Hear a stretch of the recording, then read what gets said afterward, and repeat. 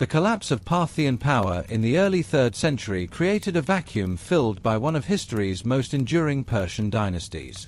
From the highland fortress of Istakia in Fars province, a minor vassal king named Ardashir I began orchestrating the most significant political transformation in Iranian history since the fall of the Achaemenids 6 centuries earlier.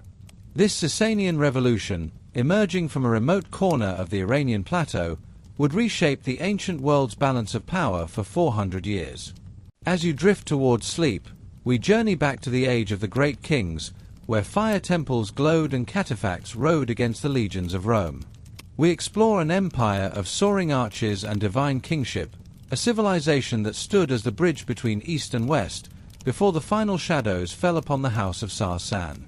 The collapse of Parthian power in the early 3rd century AD created a vacuum that would be filled by one of history's most enduring Persian dynasties. From the highland fortress of Istakia in Fars province, a minor vassal king named Ardashir I began orchestrating what would become the most significant political transformation in Iranian history since the fall of the Achaemenids 6 centuries earlier. The Sassanian revolution that emerged from this remote corner of the Iranian plateau would reshape the ancient world's balance of power for the next 400 years. Ardashir's grandfather Kassan had served as a priest at the fire temple of Anahita in Istakia, lending his name to the dynasty that would dominate the Middle East. The family claimed descent from the legendary Achaemenid kings, though this genealogical connection remains historically dubious. What cannot be disputed is Ardashir's remarkable military and political acumen, which transformed him from a regional governor into the architect of a new empire. By 208 AD, he had inherited control over the Perseus region from his father, Papak, but the young ruler harbored ambitions that extended far beyond the boundaries of his modest principality. The Parthian Empire under the Ardashir dynasty had grown increasingly fragmented throughout the 2nd and early 3rd centuries. Regional satraps exercised near-autonomous control over their territories, while successive weak kings struggled to maintain central authority from their capital at Ctesiphon. The empire's decentralized feudal structure, which had once been a source of flexibility and resilience, now became a fatal weakness as ambitious regional rulers began asserting independence.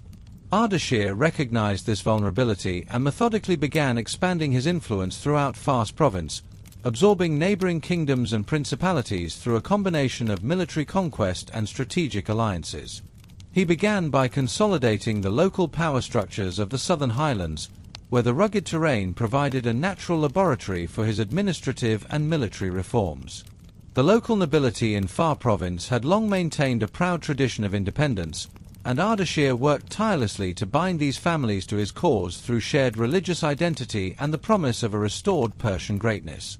The decisive confrontation between the rising Sassanian power and the declining Arsid dynasty occurred at the Battle of Hizdagan in 224 AD.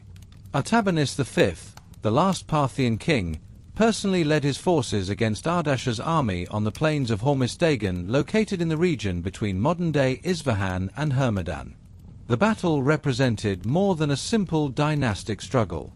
It was a clash between two fundamentally different visions of Persian kingship and imperial organization. Artabanus commanded the traditional Parthian heavy cavalry, the cataphracts whose armored horsemen had dominated Middle Eastern battlefields for centuries. These warriors, encased in scale armor and wielding long lances, had proven devastatingly effective against Roman legions at Kar in 53 BC and numerous subsequent engagements. However, the Parthian military system suffered from the same decentralization that plagued their political structure. Many regional nobles arrived late to the battle or failed to appear entirely, leaving Artabanus with a significantly reduced force. Ardashir's army reflected the organizational innovations that would characterize Sassanian military doctrine. While he too relied heavily on heavy cavalry, his forces demonstrated superior discipline and coordination. The Sassanian king had spent years developing a more centralized command structure, ensuring that his regional governors and military commanders remained directly accountable to royal authority.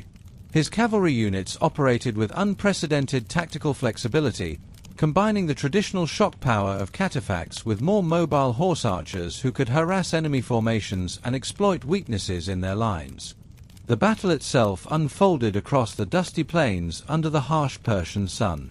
Artabanus positioned his forces in the traditional Parthian formation, with heavy cavalry in the center and horse archers on the flanks. Ardashir adopted a more innovative approach, deploying his cataphracts in multiple echelons that could maintain pressure on the enemy while preserving reserves for decisive moments. The initial Parthian charge achieved limited success, but Ardashir's tactical reserves quickly countered, preventing any breakthrough in the Sassanian lines. As the day progressed, the superior organization and morale of Ardashir's forces began to tell. Parthian units lacking effective coordination found themselves isolated and vulnerable to concentrated Sassanian attacks. The decisive moment came when Ardashir personally led a cavalry charge that broke through the Parthian center, directly engaging Artabanus V in single combat. Contemporary sources describe the encounter in vivid detail. Both kings wielded traditional Persian swords while mounted on heavily armored war horses, their personal combat serving as a microcosm of the larger dynastic struggle. Artabanus fell in this engagement, struck down by Ardashir's blade, effectively ending 4.5 centuries of Abbasid rule. The immediate aftermath of Hizdagan saw rapid Sassanian consolidation across the Iranian plateau.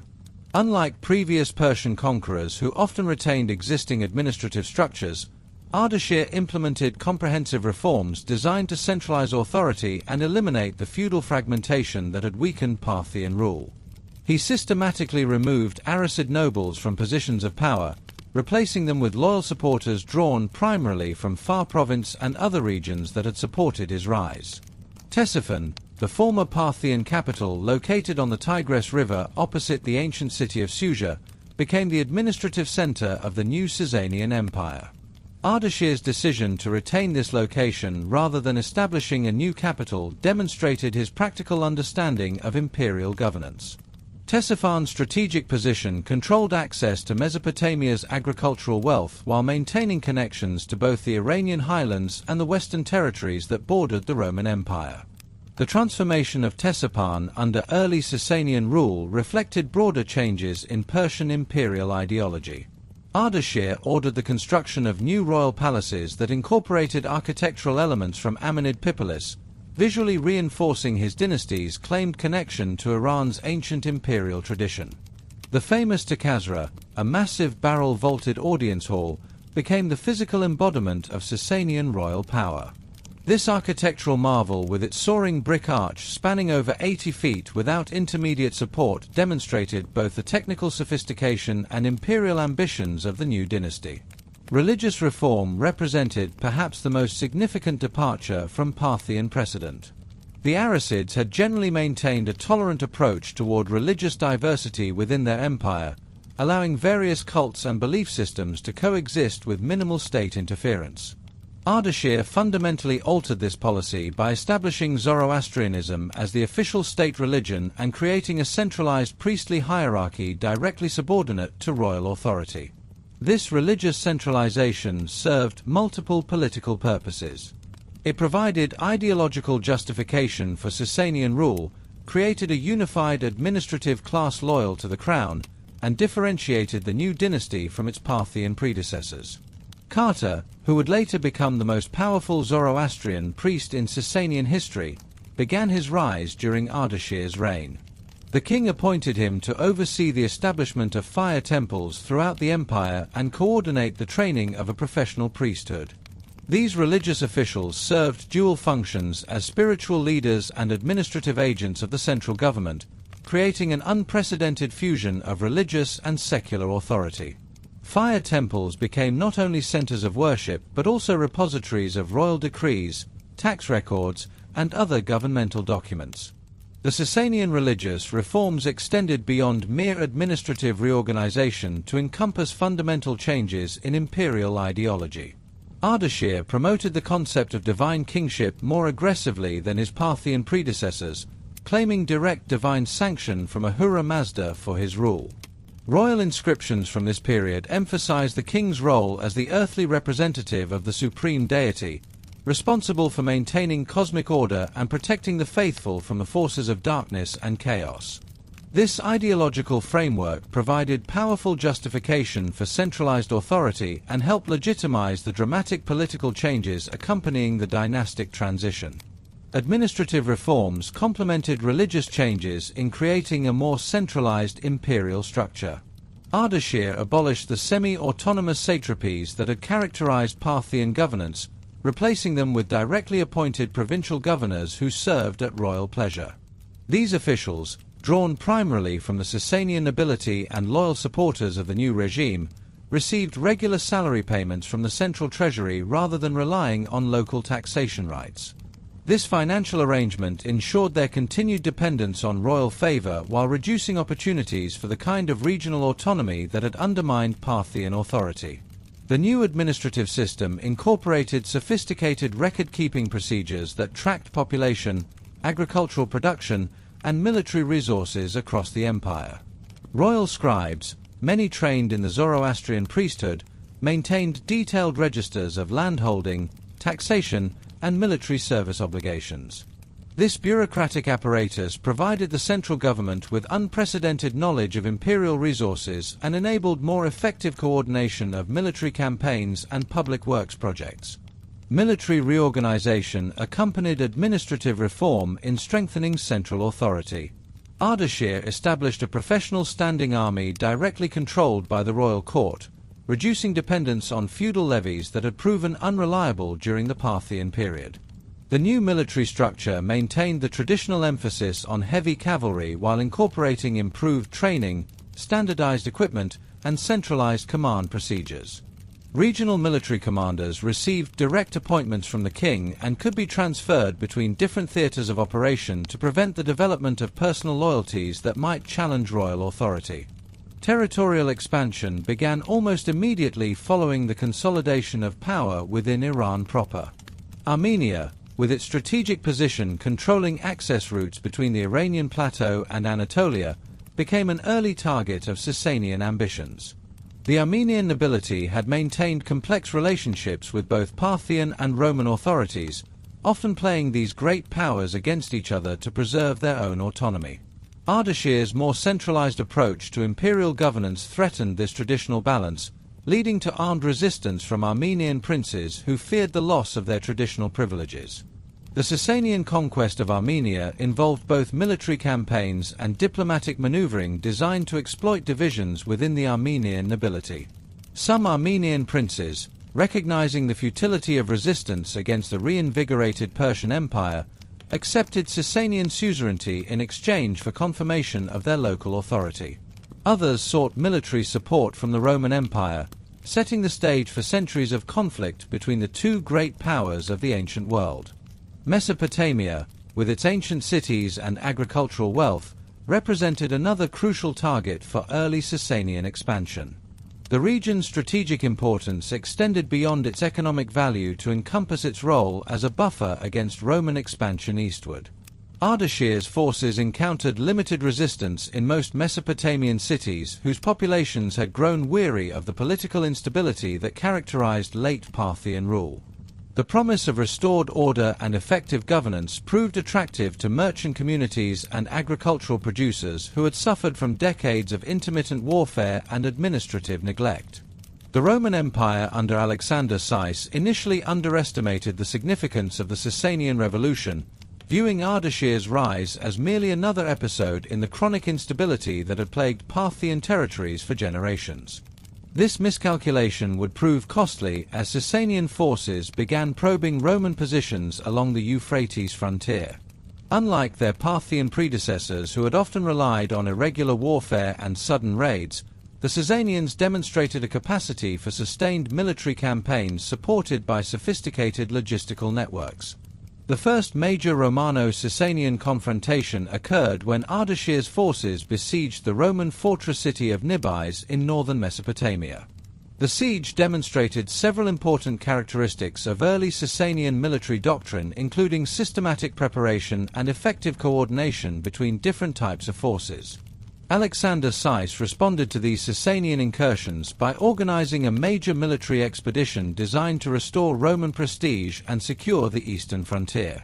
The Emperor's campaign, launched in 231 AD, involved substantial forces drawn from multiple provinces and represented the most significant Roman military effort in the East in over a century. However, the expedition revealed fundamental Roman misunderstanding of the changed circumstances in Iran and the superior organizational capabilities of the new Sassanian regime. The Roman campaign achieved limited tactical successes but failed to address the strategic reality of Sassanian consolidation. Alexander VI's forces succeeded in relieving several besieged cities, but they could not prevent Ardashir from continuing his systematic expansion of Persian influence throughout the region. These early Romano-Sassanian conflicts established patterns that would characterize relations between the two empires for the next 4 centuries. The Sassanians demonstrated superior strategic planning and logistical capabilities, while the Romans retained advantages in certain infantry tactics. Neither side possessed the decisive superiority necessary to achieve permanent conquest of the other's core territories, leading to a prolonged struggle for control over buffer regions. The establishment of Sassanian power fundamentally altered the geopolitical balance in the ancient Middle East. Unlike the decentralized Parthian system, which had often allowed Roman influence to penetrate deep into Iranian territories, the new Persian regime presented a unified and ideologically coherent challenge to Roman hegemony.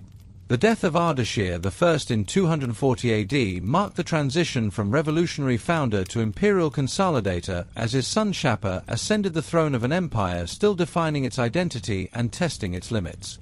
The new king inherited not merely territorial holdings but a complex administrative apparatus, a reformed military structure, and most critically, an ideological framework that positioned the Sassanian dynasty as the legitimate heir to Iran's ancient imperial tradition. Unlike his father, who had spent his reign establishing the basic foundations of Sassanian power, Shapur would transform these foundations into the infrastructure of sustained greatness, leading to the zenith of the empire and a clash with Rome that would leave emperors in chains. The ascension of Shapur I in the year 240 AD marked the beginning of a new and more aggressive chapter in the history of the Sassanian state.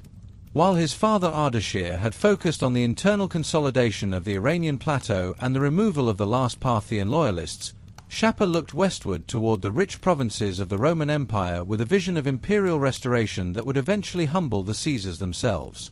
Shapur was a man who embodied the transition from a regional revolutionary to a true king of kings of Iranians and non-Iranians. Contemporary inscriptions and rock reliefs depict him as a figure of imposing stature, possessing the characteristic aquiline nose and flowing curls of the Sassanian royal line, always crowned with a magnificent mural headdress that symbolized his divine mandate. His reign was defined by 3 massive military confrontations with Rome, each more devastating than the last, which fundamentally altered the power dynamics of the ancient world. The first major test of Shapur's military genius occurred shortly after he assumed full authority following the death of his father. The Roman Emperor Gordian III, a young and ambitious ruler, launched a massive counteroffensive into Mesopotamia in 243 AD with the intent of reclaiming the fortress of Hatra and pushing the Sassanian forces back into the Iranian highlands. Shapur met the Roman legions on the dusty plains of Mezish, located near the modern site of Fallujah. In the brutal engagement that followed, the Sassanian heavy cavalry, the cataphacs, proved their absolute superiority over the Roman infantry in open terrain.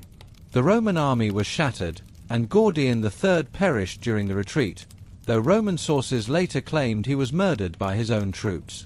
Shapur's own account of the battle, carved into the stone walls of the Kaaba of Zoroaster, proudly proclaims that the Roman army was annihilated and Gordian was killed in action. The subsequent peace treaty was a humiliation for Rome, as the new Emperor Philip the Arab was forced to pay a staggering tribute of 500,000 gold denarii and cede control of the strategic kingdom of Armenia to the Sassanian crown. This massive influx of Roman gold allowed Shapur to begin an ambitious program of imperial development, but it also served as the catalyst for his second great campaign. Recognizing the ongoing instability within the Roman Empire, which was then suffering through the crisis of the 3rd century, Shapur launched a second invasion in the early 250s AD. This campaign saw Sassanian forces bypass the traditional frontier fortresses to strike directly at the heart of Roman Syria. The fall of Ansh, one of the 3 greatest cities in the Roman world, sent shockwaves from the Mediterranean to the Atlantic. The Sassanian king did not merely loot the city, he systematically deported its skilled populations, including architects, engineers, and philosophers, to the heart of Persia to serve the needs of his own expanding state. This deliberate transfer of human capital was a hallmark of Shapur's governance, ensuring that the technical and artistic heritage of the West would be integrated into the rising Sassanian civilization. The third and most legendary confrontation occurred in 260 AD near the city of Edessa. The Roman Emperor Valerian, a veteran commander who had sought to restore the honor of the empire, led a massive force of 70,000 soldiers against Shapur's army. However, plague and logistical failures had sapped the strength of the Roman legions. During the heat of the battle, the Sassanian caliphates surrounded the Roman leadership, and in a moment that remained unprecedented in the history of the ancient world, Shapur captured Valerian alive. Never before had a Roman emperor been taken prisoner by a foreign power. Shapur treated this victory as the ultimate proof of his divine favor from Ahura Mazda. For the remainder of his life, Valerian lived as a captive in the Sassanian court, serving as a living trophy of Persian supremacy. The image of the Roman emperor kneeling in supplication before Shapur on his war horse became the defining visual motif of the era, carved into massive rock reliefs at Nakshi-Rostam to remind all future generations of the day the King of Kings triumphed over the master of Rome.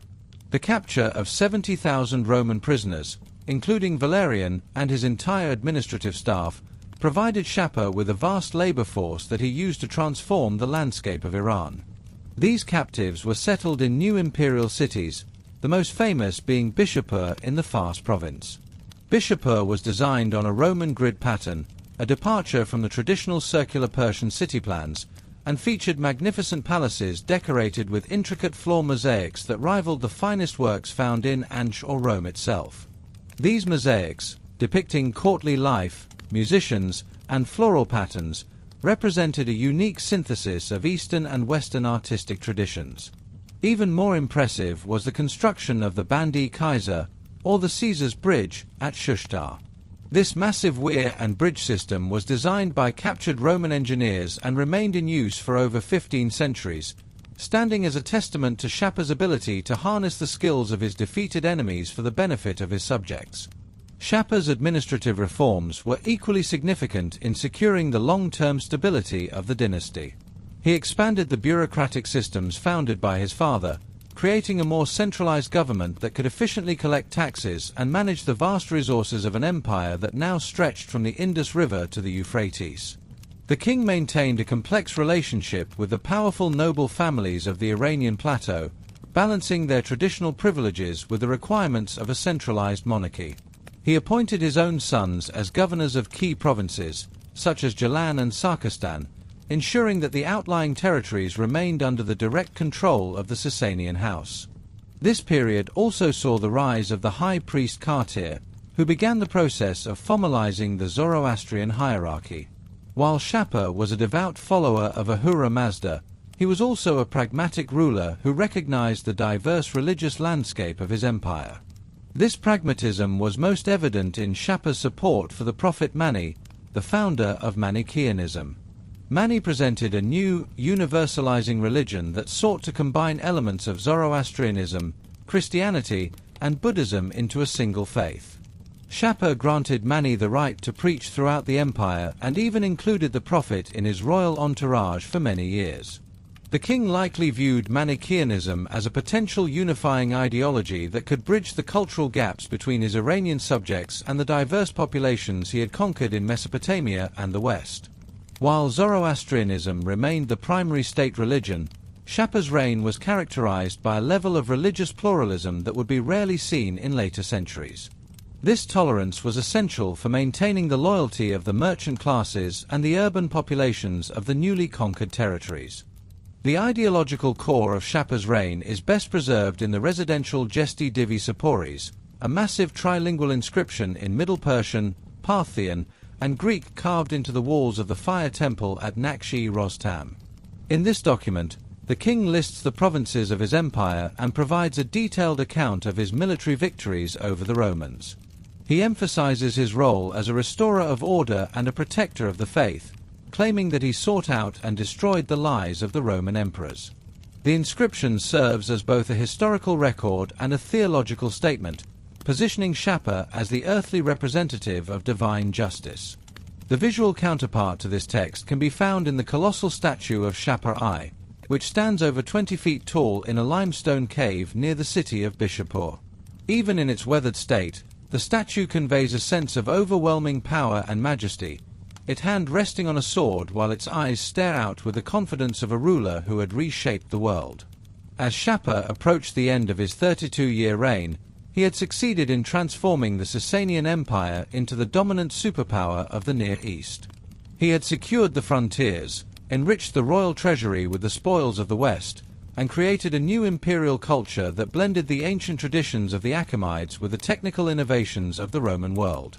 The cities he founded became centers of trade and learning, and the dams and bridges he built ensured the agricultural prosperity of the Iranian heartland for generations. Shapur was not merely a conqueror, he was the architect of the Sassanian identity, providing the state with the ideological and material foundations it would need to survive for another 4 centuries. When he died in 270 AD, he left behind an empire that was no longer a regional kingdom, but a world power that stood as the equal of Rome in every field of human endeavor.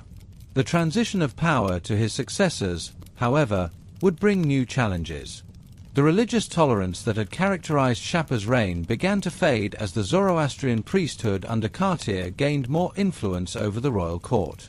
The delicate balance between the king's authority and the power of the high nobility, which Shapur had managed through his personal prestige and military success, became increasingly difficult for his sons to maintain.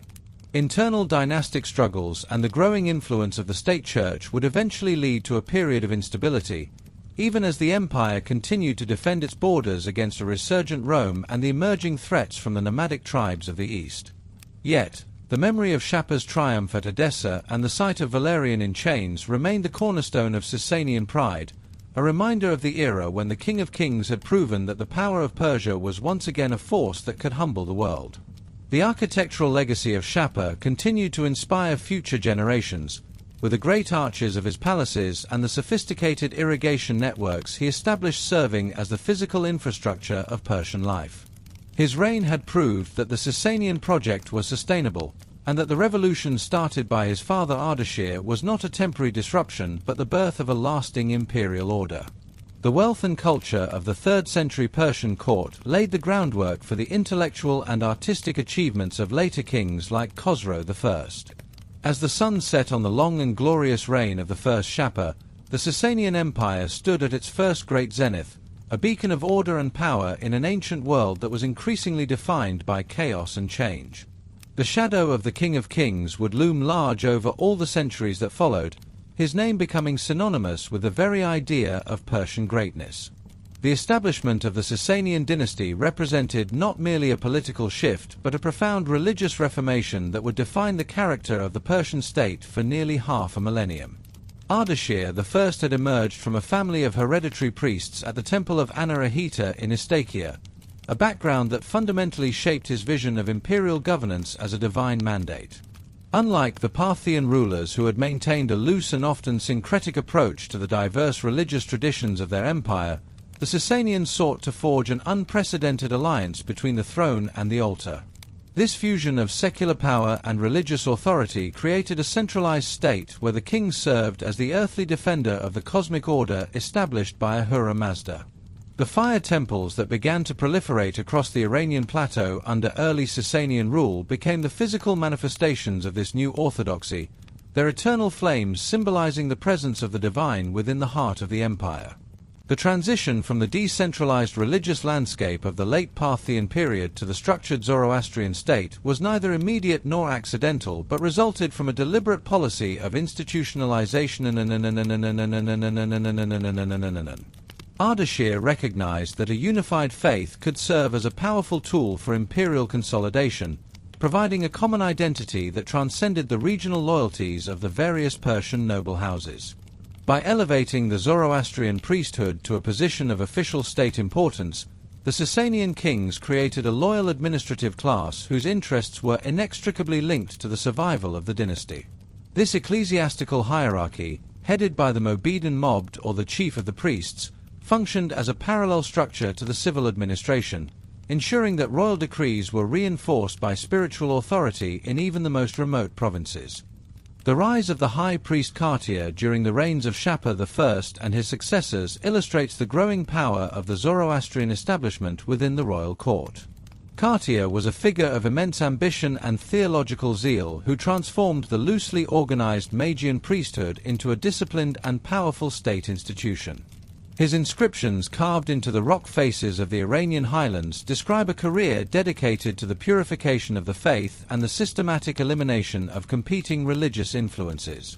Under his influence, the Sassanian state began to move toward a more exclusive definition of religious truth, leading to the persecution of groups that threatened the ideological unity of the empire.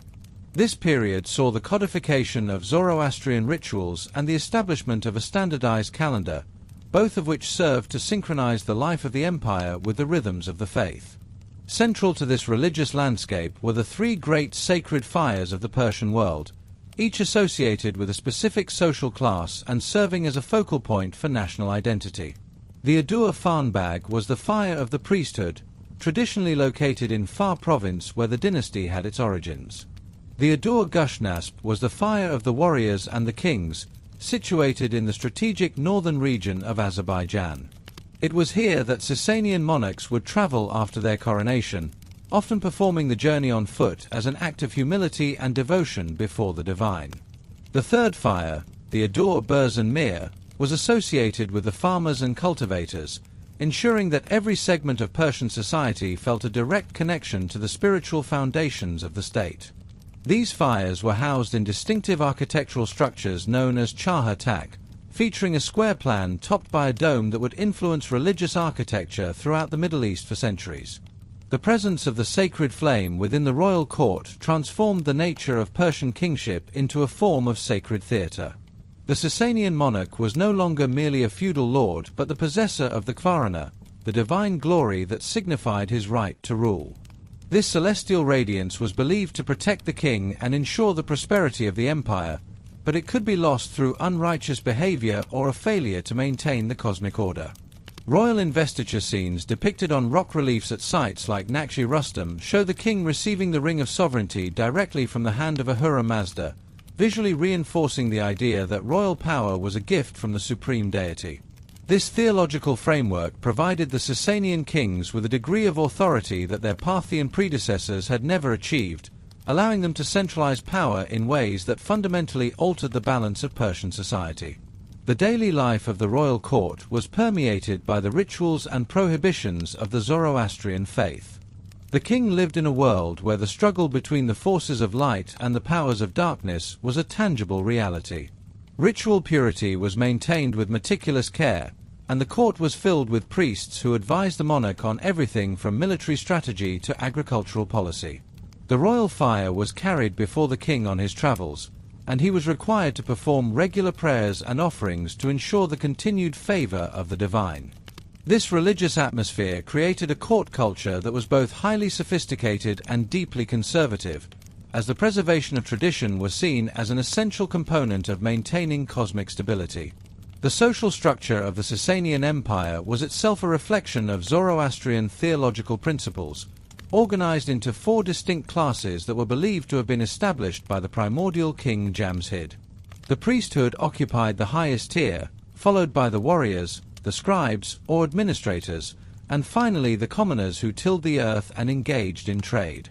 This rigid hierarchy was designed to reflect the orderly nature of the divine creation, with each class having specific duties and responsibilities toward the maintenance of the state.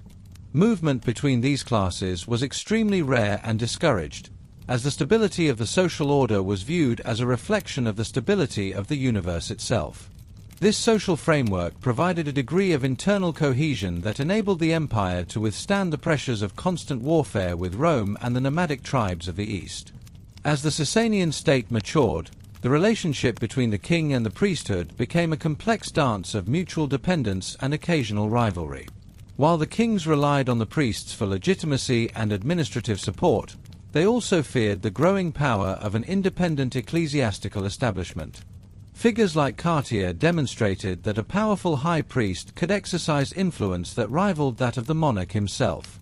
To counter this, many Sassanian kings sought to maintain control over the priesthood by appointing royal favorites to high religious offices and ensuring that the most important fire temples were under direct royal patronage. This tension between secular and religious authority would remain a constant feature of Sassanian history, shaping the internal dynamics of the court and the implementation of imperial policy. The codification of the Avesta, the sacred scriptures of Zoroastrianism, became a major project of the Sassanian state as it sought to provide a written foundation for its religious orthodoxy. This task involved the collection of ancient oral traditions and the translation of older texts into the Middle Persian language of the time. This effort was driven by a desire to create a unified religious tradition that could compete with the scriptural faiths of the West, particularly Christianity, which was becoming increasingly influential along the empire's borders. The creation of a written scripture provided the Zoroastrian priesthood with a powerful tool for defining orthodoxy and identifying heresy, leading to a more rigid and doctrinal approach to the faith than had existed in previous eras. The encounter with Manichaeism illustrates the challenges that the Sassanian religious establishment faced as it sought to maintain its monopoly on spiritual truth.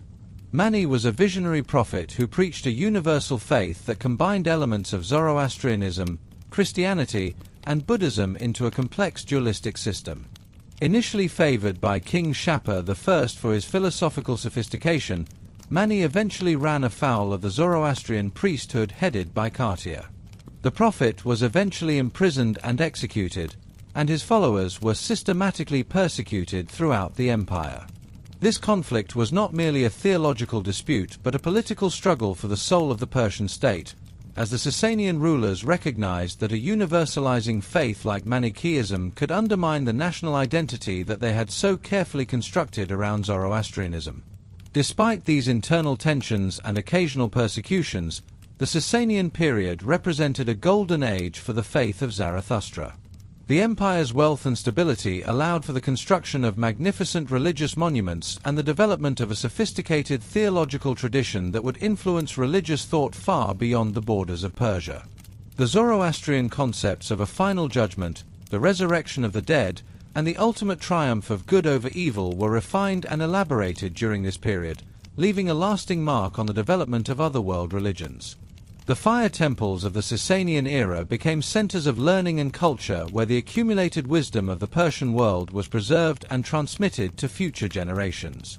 The religious identity of the Sassanian court also played a crucial role in its international relations, particularly its long-standing competition with the Roman Empire. As Rome transitioned to Christianity under Constantine and his successors, the ideological struggle between the two great powers took on a religious dimension. The Sassanian kings positioned themselves as the defenders of the ancient traditions of the East against what they viewed as the aggressive and expansionist faith of the West.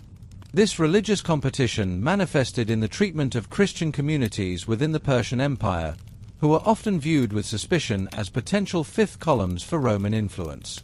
Conversely, the Sassanians frequently provided refuge to groups that were persecuted as heretics within the Roman Empire, such as the Nestorians, who eventually established a thriving church under Persian protection. In the final centuries of the empire, the Zoroastrian faith faced new challenges from internal social movements that sought to reinterpret the faith in more egalitarian ways. The Mazdakite movement, which emerged during the reign of King Kavod I, advocated for the redistribution of property and the elimination of the rigid class system that had characterized Sassanian society.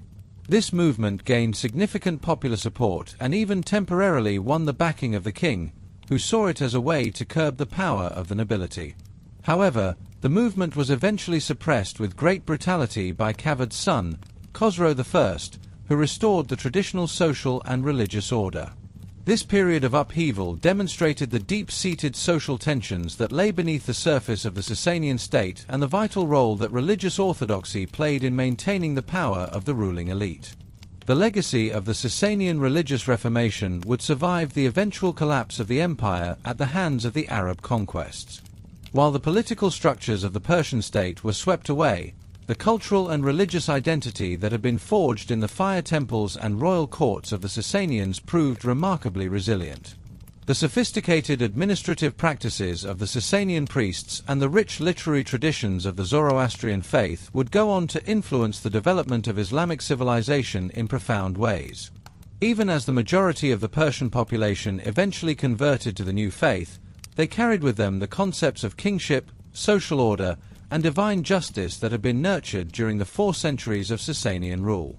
The sacred fire may have been extinguished in the great temples of Istakia and Azerbaijan, but its light continued to illuminate the Persian spirit for generations to come. Shapur II ascended the throne under circumstances that remain unique in the annals of imperial history. Legend describes the young monarch being crowned while still within his mother's womb, a symbolic gesture designed to preserve dynastic continuity during a period of acute political vulnerability. Following the death of his father, Hormuz II, in 309 AD, the Sassanian Empire faced a looming succession crisis that threatened to dissolve the central authority so painstakingly constructed by Ardashir and Shapur. The nobility, seeking to avoid the kind of civil wars that had plagued the late Parthian era, chose to invest their loyalty in the unborn child of the queen, Shapur. This decision created a long regency period during which the empire would be governed by a council of high officials and powerful aristocratic families. These regents found themselves tasked with maintaining the integrity of the Sassanian state, while surrounding powers viewed the minority of the king as an invitation for territorial encroachment and regional destabilization. The early decades of the 4th century represented a long night for the Iranian plateau, as internal stagnation combined with external pressure to test the resilience of the Sassanian administrative system. The most immediate threat to the empire's security emerged from the southern frontiers, where Arab tribes from the Arabian Peninsula began conducting increasingly aggressive raids into the fertile plains of Lower Mesopotamia. These nomadic warriors, sensing the weakness of a kingdom governed by a child king, struck at agricultural centers and commercial hubs along the Tigris and Euphrates rivers. These were not merely seasonal raids for livestock, but systematic incursions that disrupted the irrigation systems and trade networks upon which the Sassanian economy depended. The Arab forces utilized their superior knowledge of the desert terrain to strike deep into imperial territory before vanishing back into the trackless sands of the interior. The Sassanian garrisons, lacking a unified command structure and clear instructions from the Regency Council in Ctesiphon, often proved unable to intercept these mobile raiding parties. For nearly 16 years, the southern provinces endured a state of constant insecurity, leading to the abandonment of numerous settlements and the decline of regional prosperity. The transformation of the empire's fortunes began when Shapur II reached his majority and assumed direct control over the government at the age of 16. Contemporary sources described the young king as possessing a physical presence and strategic vision that recalled the greatest rulers of the Sassanian line. Standing tall with the characteristic aquiline features of his ancestors, he immediately recognized that the restoration of imperial prestige required a decisive response to the Arab incursions. In 325 AD, Shapur personally led a punitive expedition that would become legendary for its ferocity and strategic effectiveness. Rather than simply driving the raiders back into the desert, the king organized a systematic campaign to pacify the tribal territories of eastern Arabia.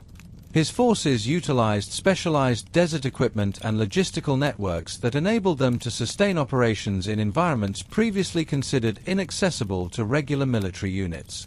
The Sassanian cavalry, supported by units of horse archers and light infantry, conducted a series of rapid strikes against tribal strongholds along the Persian Gulf Coast and deep into the interior. Shapur's campaign was characterized by a level of ruthlessness designed to ensure that the Arab tribes would never again challenge Sassanian authority. He ordered the systematic destruction of tribal water sources and the execution of defiant tribal leaders, earning him the title of Shapur of the Shoulders, or Dul Aktaf, in the later Arabic traditions. This epithet referred to his alleged practice of piercing the shoulder blades of captured enemies, a grim testament to the king's determination to establish absolute dominance over the southern frontier. The success of this campaign resulted in the establishment of a buffer zone that would protect the Mesopotamian heartland for generations. To reinforce this security, Shapur commissioned the construction of an ambitious defensive system known as the Walls of the Desert, or the War-i-Tazagan. This network of fortifications featured deep trenches, massive stone walls, and a series of garrison towers that monitored movement along the desert edge. Unlike the later Roman or Chinese walls, the Sassanian defenses utilized the natural features of the landscape, combining man-made obstacles with salt flats and sand dunes to create a formidable barrier against nomadic incursions.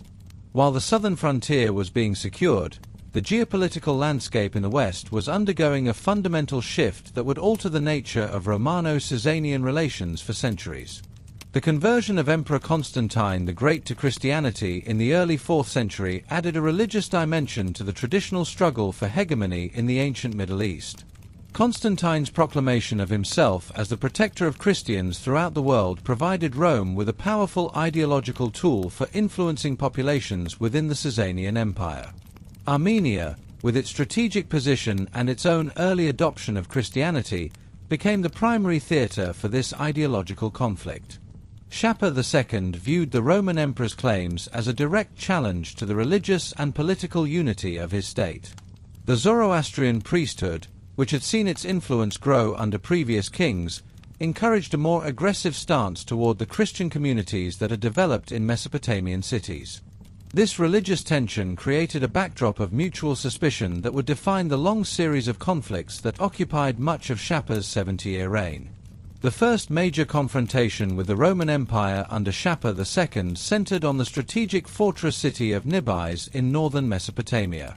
This city controlled the primary trade and invasion routes between the Iranian highlands and the Roman East, making its possession a vital objective for both powers.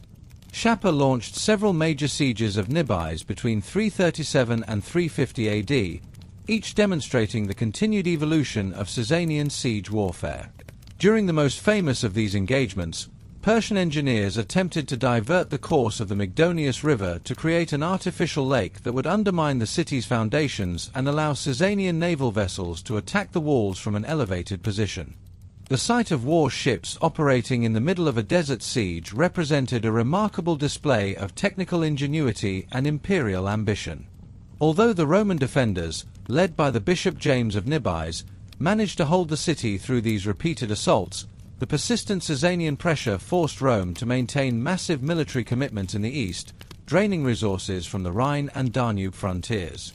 The conflict reached its most dangerous phase in 363 AD, following the accession of Emperor Julian, who is often remembered as Julian the Apostate for his rejection of Christianity. Julian sought to restore Roman prestige through a massive military expedition designed to capture Ctesiphon and achieve the total conquest of the Sassanian Empire. He assembled an army of over 60,000 veterans, supported by a massive fleet of supply ships that followed the Euphrates River deep into Persian territory. Shapur II responded to this invasion with a sophisticated strategy of scorched earth and tactical withdrawal, avoiding a direct confrontation with Julian's superior infantry while harassing the Roman supply lines with mobile cavalry units. As the Romans advanced toward the Sassanian capital, they found a landscape stripped of its resources and a population that had retreated behind the massive walls of fortified cities. The fierce Mesopotamian summer, combined with the constant pressure from Persian horse archers, began to sap the morale and strength of Julian's legions. When Julian finally reached the vicinity of Ctesiphon, he found the city's defenses so formidable and the Persian army so well positioned that a direct assault appeared futile. Faced with the failure of his primary strategic objective and the depletion of his supplies, the Roman emperor ordered a retreat toward the north. It was during this difficult withdrawal that the Sassanian forces struck with full force. In a series of running battles, the Persian cataphacs and horse archers utilized their superior mobility to isolate and destroy Roman units. The decisive moment occurred during a skirmish near Samarra, where Julian was mortally wounded by a Persian spear. His death left the Roman army without leadership and forced his successor, Jovian, to negotiate a humiliating peace treaty. The Treaty of 363 resulted in the return of Nibais and other strategic territories to the Sassanian Empire, marking the pinnacle of Shapur II's military achievements. The city that had resisted Persian sieges for decades was finally surrendered by diplomatic decree, and its Roman inhabitants were forced to relocate westward as Shapur's banners were raised over its towers. The later years of Shapur II's reign were characterized by a focus on internal consolidation and the development of the empire's eastern frontiers.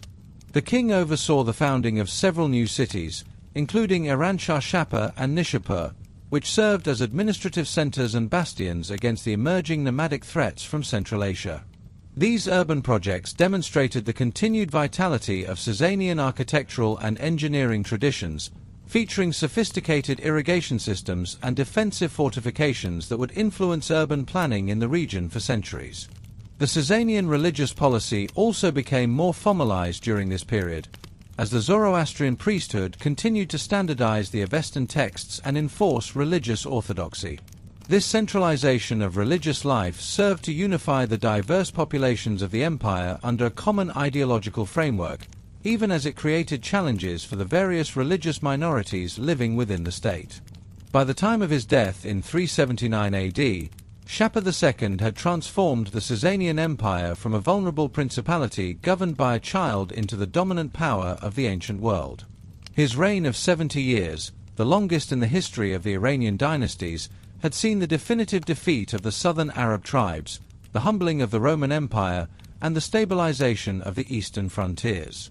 He had survived the long night of his childhood regency to become the architect of a new era of Persian greatness. The walls of the desert stood as a physical manifestation of his legacy, protecting the Mesopotamian heartland from the external pressures that had once threatened its existence. As the sun set on his long and transformative reign, the empire stood at the height of its administrative efficiency and military prestige, ready to face the challenges of a rapidly changing world. The stability he established would provide a foundation for the cultural and intellectual flowering of the later Sassanian period, ensuring that the light of the Iranian spirit would continue to shine brightly across the ancient landscape. The administrative bureaucracy that Shapur refined during his personal rule became a model of imperial efficiency.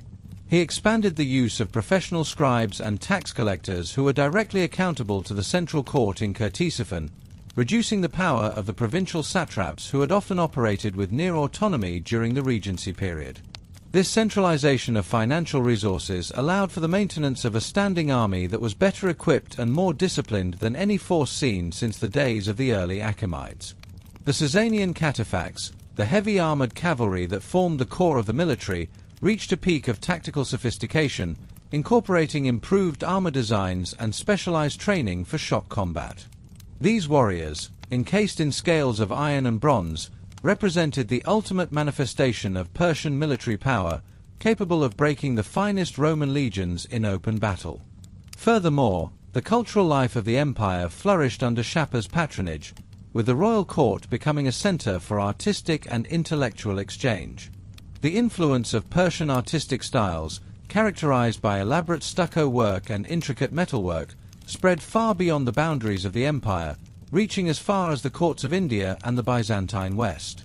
The silver plates and vessels produced during Shapur's reign, often depicting the king engaged in the royal hunt, remain some of the finest examples of ancient metalwork ever created. These objects served not only as luxury goods but as tools of imperial propaganda, reinforcing the image of the Sassanian king as the supreme protector and provider for his people. The legacy of Shapur II was thus not only one of military conquest but of cultural and administrative endurance, leaving behind an empire that was prepared to navigate the complexities of the late antique world with confidence and strength. The strategic depth of the Sassanian state was further enhanced by the development of sophisticated logistical networks. Shapur ordered the improvement of the royal roads that connected the major cities of the plateau, ensuring that messengers and military units could move rapidly across the vast distances of the empire. These routes were supported by a system of caravanserais and supply depots that facilitated trade and communication even during periods of conflict. The economic prosperity generated by these trade networks allowed for the continued expansion of the imperial bureaucracy and the funding of ambitious public works projects. The massive brick arches of the palaces at Ctesiphon, which had been initiated by his predecessors, were completed and expanded during his reign, serving as the physical embodiment of the dynasty's permanence and power. In every aspect of imperial life, From the lowliest village irrigation canal to the highest levels of diplomatic negotiation, the influence of Shapur II was felt, marking his 70 years on the throne as a period of unprecedented stability and growth.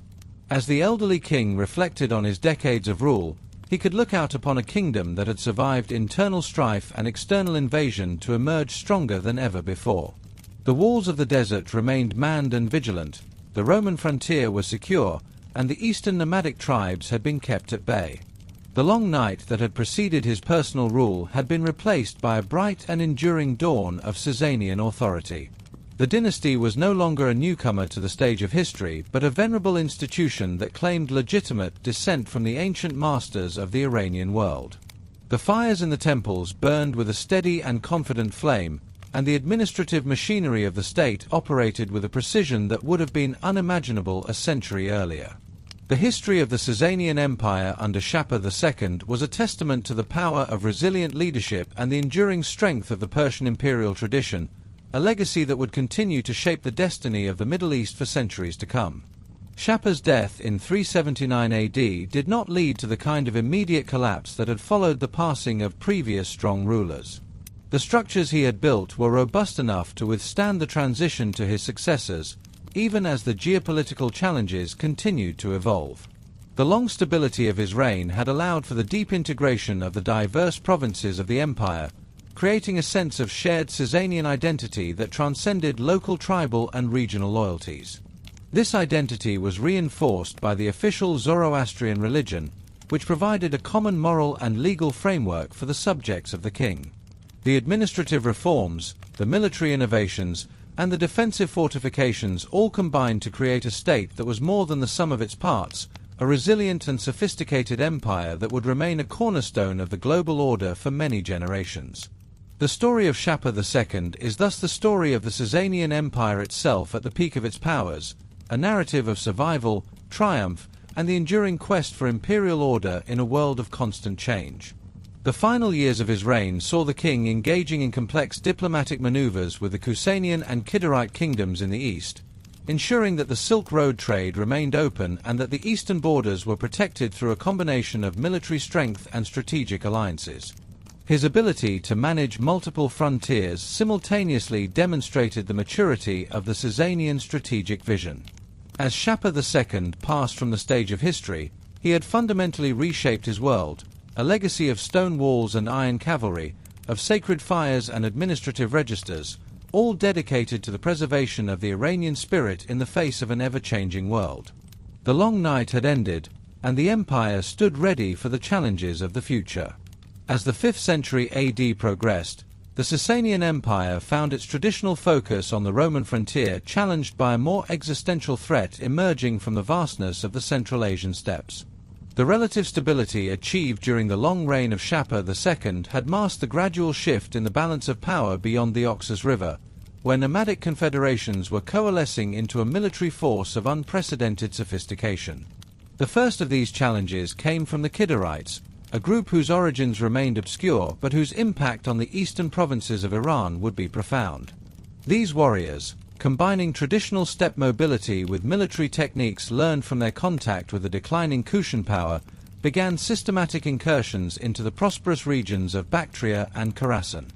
The Sassanian response to these initial raids was complicated by the ongoing demands of the western frontier and the internal political struggles that followed the death of Shapur II. Bahram V, known to history and legend as Bahram Gur, inherited this precarious situation in 420 AD. While popular tradition remembers him primarily as a romantic hero and a peerless hunter of the onager, historical reality reveals a monarch of considerable strategic acumen who recognized that the survival of the dynasty depended on securing the eastern borders. Bahram's military campaigns against the nomadic invaders demonstrated a synthesis of traditional Sassanian heavy cavalry tactics with a new emphasis on strategic mobility. In 427 AD, he orchestrated a brilliant military expedition that bypassed the traditional defensive lines and struck directly at the Kidderite leadership near the city of Meru. Contemporary accounts describe the king personally leading a night attack, his cataphracts muffled to preserve the element of surprise as they swept through the nomadic camp. The resulting victory was so complete that it secured the eastern frontier for nearly a generation and provided Bahram with the prestige necessary to implement further administrative reforms. However, the Kidderite defeat only created a vacuum that would be filled by a far more formidable opponent. The Hephthalites, often referred to in Byzantine sources as the White Huns, represented a new type of nomadic confederation that possessed not only military prowess but a capacity for state building that rivaled the sedentary empires they threatened. Their arrival on the Sassanian frontier signaled the beginning of a crisis that would push the empire to the brink of collapse. The Hephthalites were characterized by a unique combination of steppe mobility and settled administration, maintaining fixed capitals while their armies remained highly mobile. Their military organization utilized decimal structures and a sophisticated intelligence network that allowed them to exploit internal Persian divisions. Yasgard II, who succeeded Bahram in 438 AD, spent much of his reign campaigning in the east, attempting to stem the tide of Heptalite expansion. Despite several tactical successes, he found it increasingly difficult to maintain the enormous costs of permanent frontier defense while managing the religious tensions that were once again surfacing within the empire. The crisis reached its zenith during the reign of Perose I, who ascended the throne in 459 AD amidst a period of drought and economic hardship. Perose inherited an empire that was financially exhausted and militarily overstretched. His attempts to solve the Heptalite problem through decisive military action would prove disastrous. In a series of 3 major campaigns, the Sassanian king attempted to penetrate the heart of Heptalite territory and destroy their power once and for all. The first 2 expeditions ended in humiliating defeats and the capture of the king himself, who was forced to pay a massive ransom and cede strategic territories to his captors. The final campaign in 484 AD resulted in a catastrophe that remains one of the darkest chapters in Sassanian history. The Hephthalites, under their king Kushnavars, utilized a sophisticated tactic of concealed trenches and fake retreats to draw the Persian army into a trap. These trenches, known in later chronicles as wolf pits, were covered with light brush and soil to appear like solid ground. As the Sassanian cataphacs charged forward in their heavy-scale armor, the ground gave way beneath them, creating a chaotic mass of fallen horses and riders.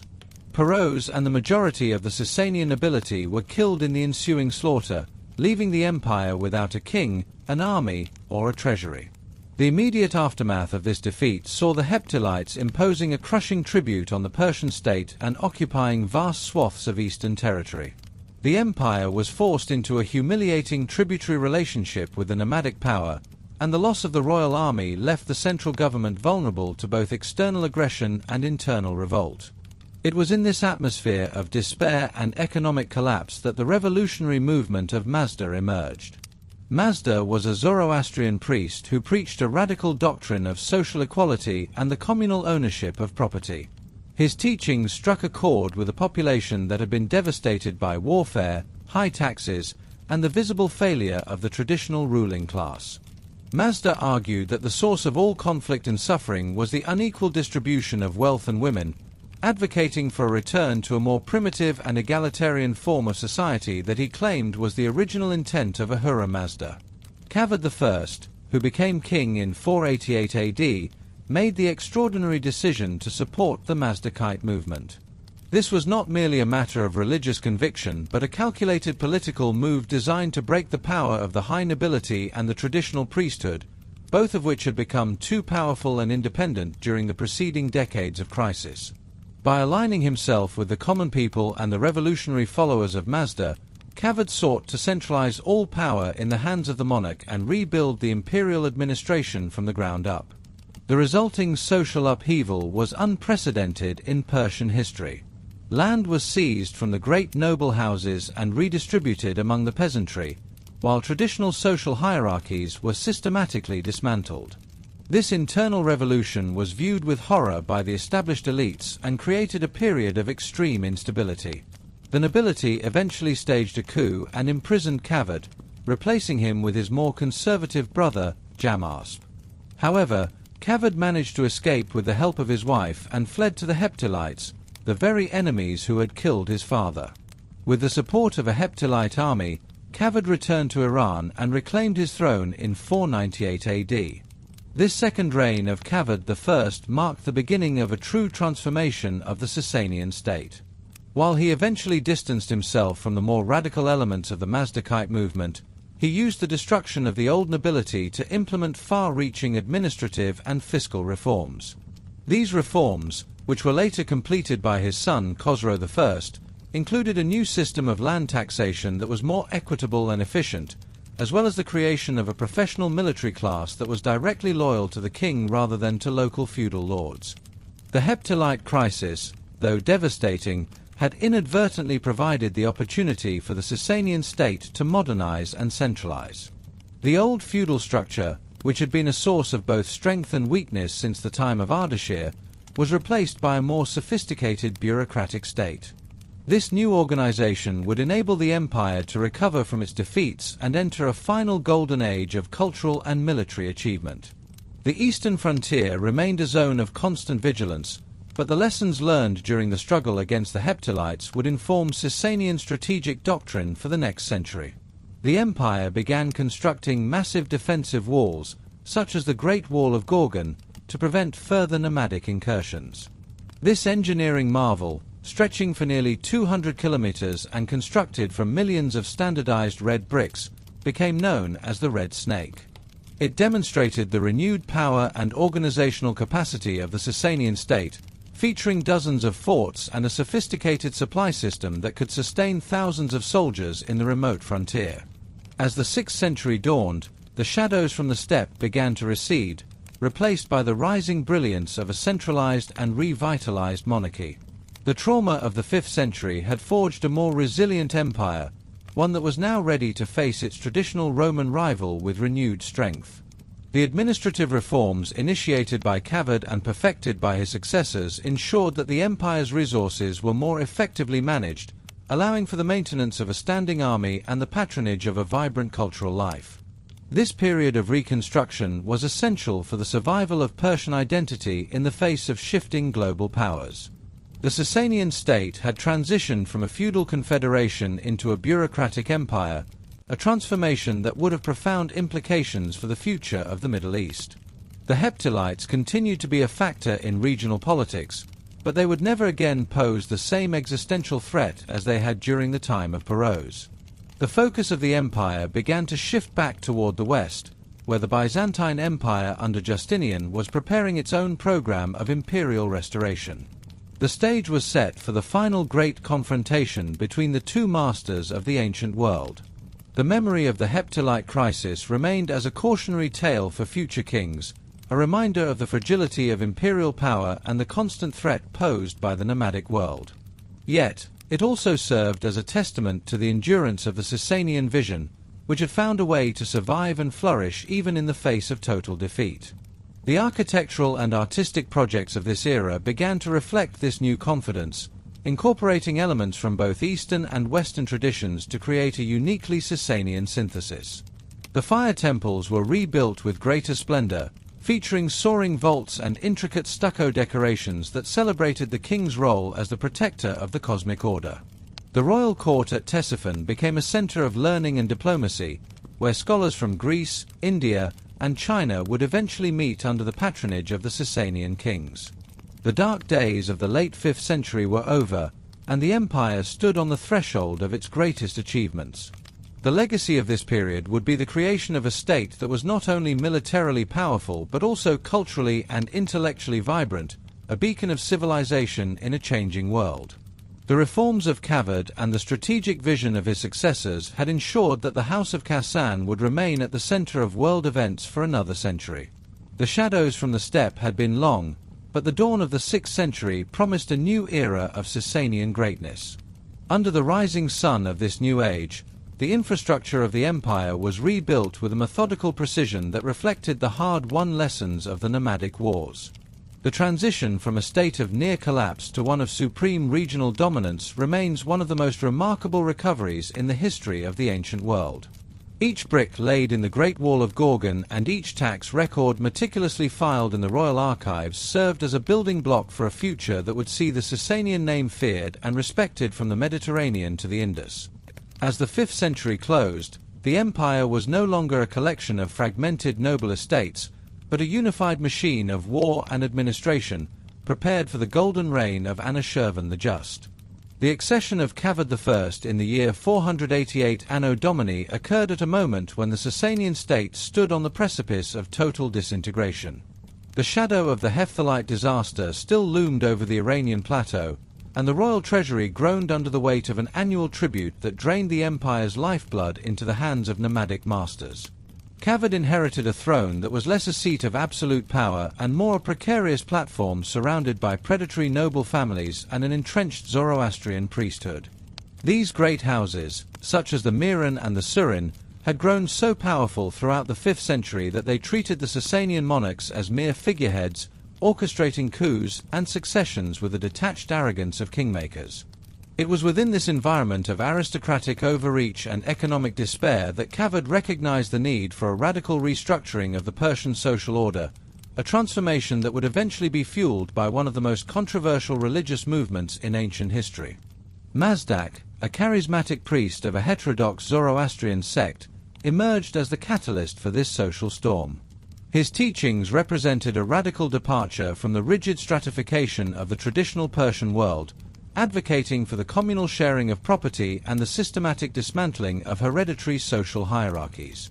Mazdak taught that the two primal principles of light and darkness fought a cosmic battle, and that social injustice, particularly the hoarding of wealth and resources by a small elite, was a direct manifestation of the influence of darkness on human affairs. To the shock of the established order, Kavod embraced this egalitarian movement, not merely out of spiritual conviction, but as a calculated political weapon. By endorsing the Mazdakites, the king aimed to bypass the nobility and create a direct link between the crown and the common people, thereby dismantling the regional power bases that had undermined central authority for centuries. The king sought to transform himself from a vassal of the great houses into a divine protector of the impoverished masses. The noble reaction to this royal experiment in social engineering was swift and brutal. The aristocracy and the high priesthood, viewing Mazdakism as a mortal threat to their existence, organized a coalition to preserve the traditional feudal order. In the year 496 Anno Domini, they successfully staged a palace coup and deposed Kavod, placing him in chains and confining him in the notorious Castle of Oblivion, a fortress whose name derived from the legal prohibition against mentioning its prisoners. They installed his brother Jamasp as a more compliant figurehead, hoping to restore the traditional privileges of the great houses and erase the memory of Kavod's reforms. However, Kavod's story was far from finished. During his imprisonment, he orchestrated a daring escape that has become the subject of numerous Persian legends. According to contemporary accounts, his loyal wife visited him in his cell and exchanged clothes with him, allowing the king to walk out of the fortress disguised as a woman while she remained in his place. Kavod fled eastward across the vast Iranian deserts, seeking sanctuary and military assistance from the very Hephthalite Huns who had once been the bitter enemies of his house. The king's return in the year 501 Anno Domini, supported by a massive force of Hephthalite cavalry, marked the beginning of a second reign that would fundamentally reshape the Persian world and lay the groundwork for the empire's greatest era of prosperity. This time, Kavod's approach to reform was more measured and methodical. While he initially maintained his alliance with the Mazdakites to continue eroding noble influence, he began the arduous task of creating a centralized administrative infrastructure that would render the feudal levies of the great houses obsolete. He initiated a comprehensive land survey, the first of its kind in centuries, designed to establish a standardized tax base that was independent of noble intermediaries. This bureaucratic apparatus categorized land across the empire based on fertility, crop type, and irrigation access, ensuring that the central government received a reliable stream of revenue directly from the cultivators. These reforms provided the financial resources necessary to establish a professional standing army, reducing the crown's dependence on the unreliable and often treasonous military contributions of the regional governors. Kavod's military ambitions were not limited to internal consolidation. In the year 502 Anno Domini, he launched a massive invasion of Byzantine territory, marking the end of nearly 60 years of relative peace between the two superpowers. The siege of Amida became a centerpiece of this conflict, representing a clash between two fundamentally different visions of imperial organization. The Sassanian forces, utilizing sophisticated siege towers and battering rams, eventually breached the city's walls after a brutal 3-month engagement. The fall of Amida and the subsequent Persian victories forced the Byzantine Emperor Anastasius to negotiate a truce and pay a substantial indemnity, further enriching the Sassanian treasury and signaling the return of Persia as a formidable rival to the Mediterranean world. This conflict proved that Kavad's internal reforms had already begun to yield significant military dividends, as his professionalized forces demonstrated superior coordination and logistical resilience compared to the fragmented armies of his predecessors. As Kavad's long reign drew to a close, the king recognized that the radicalism of the Mazdakites, while useful for breaking the power of the old nobility, now posed a threat to the stability of the new centralized state he had constructed. The egalitarian movement had begun to spiral out of control, leading to widespread social chaos and challenging the very concept of royal authority. Kavad orchestrated a strategic pivot, distancing himself from Mazdak and preparing his youngest son, Khosrow, to lead a restoration of traditional order under a new, more efficient administrative framework. In the year 528 Anno Domini, the crown initiated a systematic purge of the Mazdakite movement. Thousands of its followers were lured to the royal court under the guise of a great banquet, only to be executed and buried head-first in the palace gardens, creating a macabre human forest that symbolized the end of the social revolution. This brutal suppression was a clear signal that while the old feudal world was gone, the new empire would be governed by a firm and uncompromising central hand. When Khosrow I, who would later be honored with the title Anushirvan the Just, ascended the throne in the year 531 Anno Domini, he inherited an empire that was finally ready to assert its dominance on the world stage. Khosrow was the architect of the high Sassanian state, a ruler whose administrative acumen and military genius would define the peak of Persian civilization. He recognized that the stability of the empire depended on a delicate balance between royal autocracy and a professionalized bureaucracy. He expanded his father's land reforms into a comprehensive system of tax collection that ensured the crown's solvency for decades. This financial stability enabled him to recruit a new military class of small landowners, known as the Decans, who owed their primary loyalty to the king rather than the great houses. This shift in military recruitment created a more loyal and disciplined force that would form the backbone of the Sassanian army for the remainder of its history. The early years of Khosrow's reign were characterized by an unprecedented period of diplomatic and cultural activity. In the year 532 Anno Domini, he negotiated the eternal peace with the Byzantine Emperor Justinian I, an agreement intended to secure the western frontier while both monarchs focused on internal development. This period of relative peace allowed Khosrow to transform the capital of Ctesiphon into a magnificent center of art, philosophy, and science. The king was a noted patron of learning and welcomed Neoplatonist philosophers who had fled the closure of the academy in Athens. He commissioned the translation of Greek, Indian, and Syriac texts into the Middle Persian language, creating a sophisticated intellectual environment where the knowledge of many civilizations was preserved and synthesized.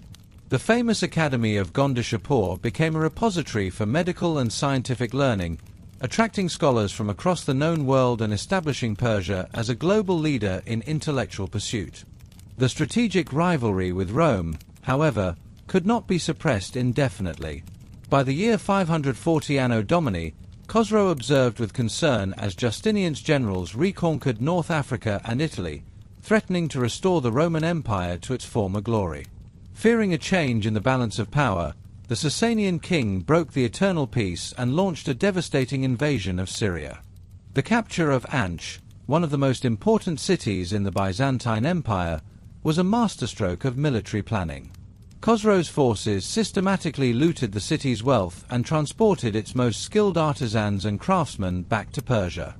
In a display of imperial grandiosity, he built a new city near Ctesiphon called Way Antioch Khosrow, which means Khosrow's better Anch, designed to mimic the layout and architecture of the captured Byzantine metropolis.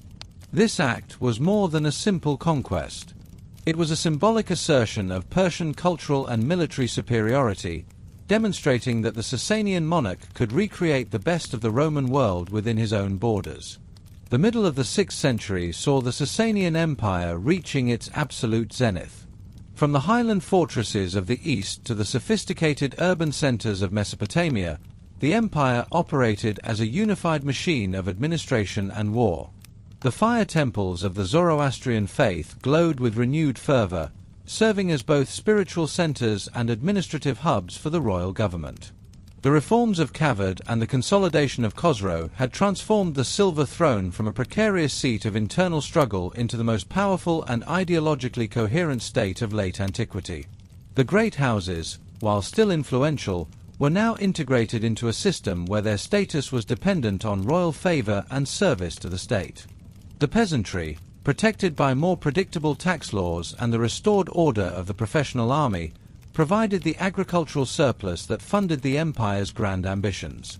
As the sun set on the long reign of Khosrow the Just, the Sassanian world appeared invincible, a shimmering testament to the power of centralized governance and the enduring legacy of the Persian imperial tradition.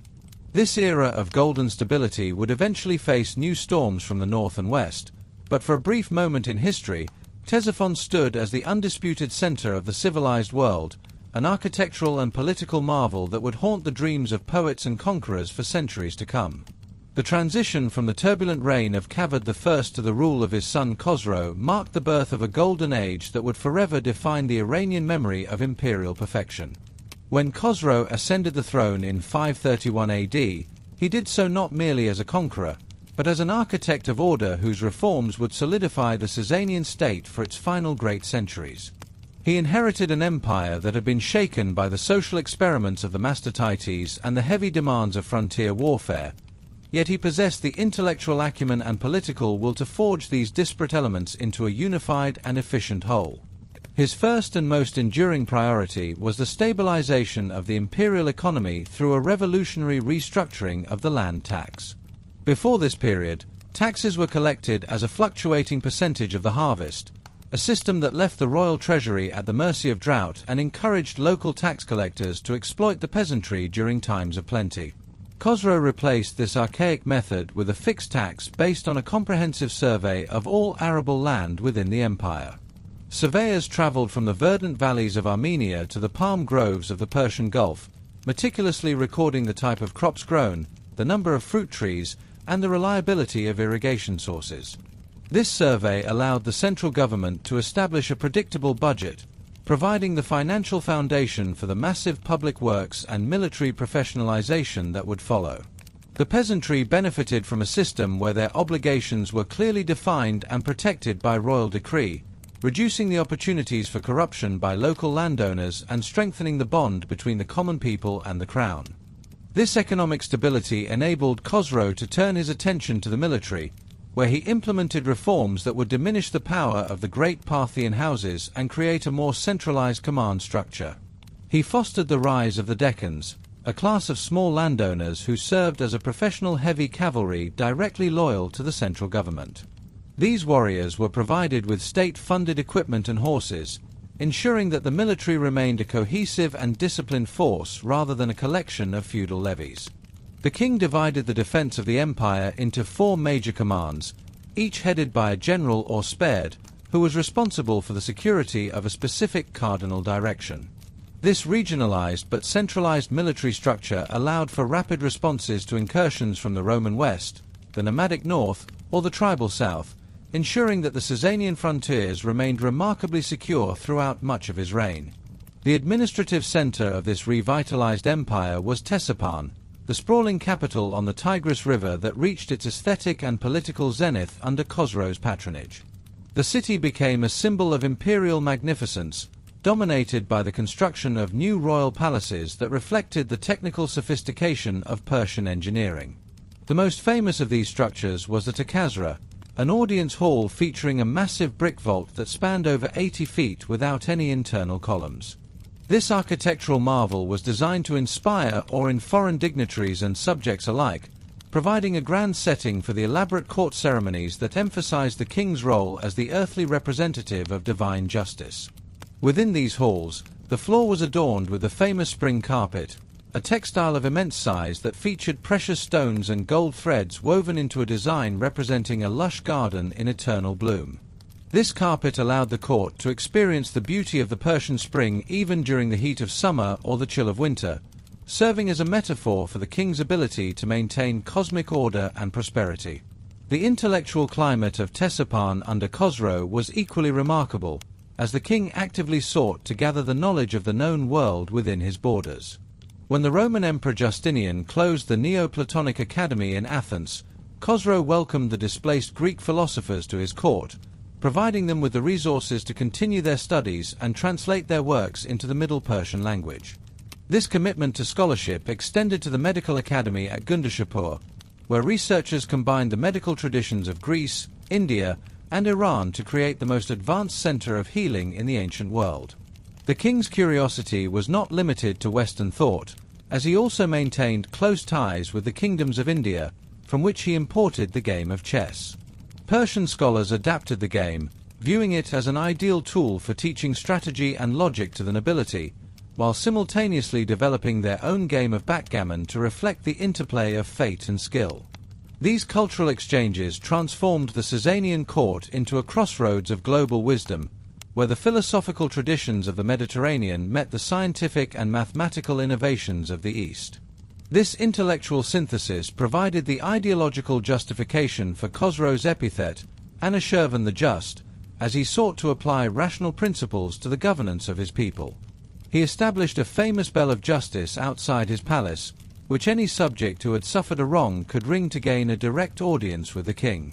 While this was partly a symbolic gesture, it reinforced the concept of the circle of justice, an ideological framework which held that royal power depended on a strong military, which depended on tax revenue, which in turn depended on the prosperity and fair treatment of the peasantry.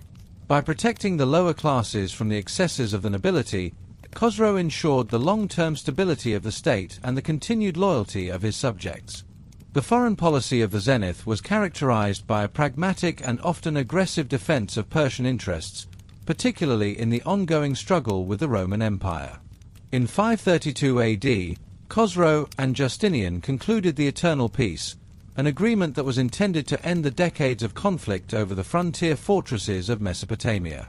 However, the peace proved to be a strategic pause rather than a permanent settlement, as Justinian's successful reconquest of former Roman territories in Africa and Italy threatened to tilt the balance of power decisively in favor of the West. Recognizing that a revitalized Rome would eventually turn its full attention back to the East, Khosrow launched a preemptive campaign into Roman Syria in 540 AD. His forces bypassed the heavily fortified border cities and struck directly at Anch, one of the most prestigious and wealthy cities of the Roman world. The fall of Anch was a significant blow to Roman prestige and provided the Sassanians with enormous quantities of wealth and skilled captives. In a remarkable display of imperial vanity and technical skill, Khosrow ordered his engineers to build a new city near Ctesiphon that was an exact replica of Anch, complete with the same street plan and architectural styles. He settled the captured Roman citizens in this new city, which was named Khosrow's Beta Anch, providing them with the same amenities and social structures they had enjoyed in their former home. This act served as both a humiliation of the Roman emperor and a demonstration of the Sassanian king's ability to recreate the best of the West within his own heartland. The conflict continued in the north, where the kingdom of Lazica on the Black Sea became a primary theatre of war. The struggle for control over this region was not merely about territory, but about access to the sea and the control of the strategic mountain passes that protected the northern frontiers from nomadic incursions. Khosrow's military engineers demonstrated their technical mastery by conducting complex siege operations in the rugged terrain of the Caucasus, utilizing advanced catapults and mining techniques to reduce Roman fortifications. While the war in Lazica eventually ended in a stalemate, it solidified the Sassanian role as the primary guardian of the northern passes, a responsibility that even the Romans recognized as essential for the security of both empires. To the east, Khosrow addressed the threat of the Heptylite Huns through a combination of brilliant diplomacy and military force. He formed a strategic alliance with the rising power of the Turks, a nomadic confederation that was expanding across Central Asia. Together, The Persians and the Turks crushed the Heptylite kingdom, removing a rival that had humiliated the Sassanian dynasty for generations. This victory restored Persian control over the lucrative Silk Road trade routes, ensuring that the wealth of China and India continued to flow into the markets of Ctesiphon. The king's ability to navigate the complex tribal politics of Central Asia while maintaining a professional standing army demonstrated the multifaceted nature of his leadership. As Khosrow's long reign drew toward its close, the Sassanian Empire stood as the undisputed center of the civilized world, a state that had achieved a perfect balance between military power, economic stability, and cultural sophistication. The administrative reforms he implemented would serve as the model for future Islamic governments, while the architectural and artistic achievements of his era would influence the development of Middle Eastern aesthetics for centuries. The Takazra remained a landmark of human achievement, its great arch standing as a testament to a time when the King of Kings ruled with a justice that was both feared and admired across 3 continents.